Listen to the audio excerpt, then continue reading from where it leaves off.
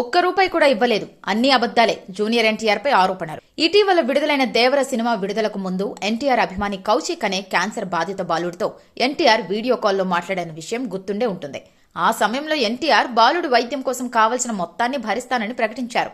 తాజాగా కౌశిక్ తల్లిదండ్రులు మీడియా ముందుకొచ్చి ఎన్టీఆర్ మాట తప్పారని ఆరోపించారు. వైద్యం కోసం ఒక్క రూపాయి కూడా ఇవ్వలేదు అంటూ తల్లి సరస్వతి, తండ్రి శ్రీనివాసులు తీవ్ర ఆవేదన వ్యక్తం చేశారు.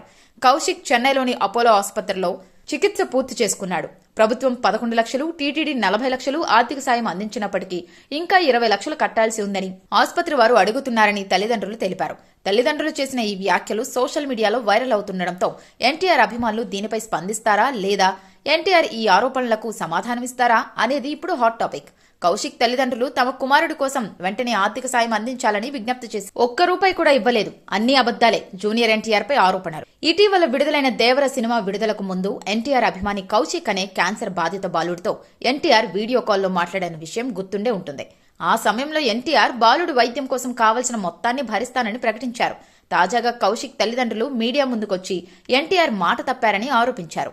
వైద్యం కోసం ఒక్క రూపాయి కూడా ఇవ్వలేదు అంటూ తల్లి సరస్వతి, తండ్రి శ్రీనివాసులు తీవ్ర ఆవేదన వ్యక్తం చేశారు.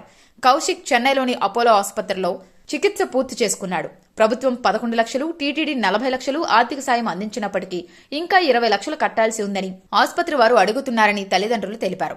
తల్లిదండ్రులు చేసిన ఈ వ్యాఖ్యలు సోషల్ మీడియాలో వైరల్ అవుతుండటంతో ఎన్టీఆర్ అభిమానులు దీనిపై స్పందిస్తారా లేదా, ఎన్టీఆర్ ఈ ఆరోపణలకు సమాధానమిస్తారా అనేది ఇప్పుడు హాట్ టాపిక్. కౌశిక్ తల్లిదండ్రులు తమ కుమారుడి కోసం వెంటనే ఆర్థిక సాయం అందించాలని విజ్ఞప్తి చేశారు.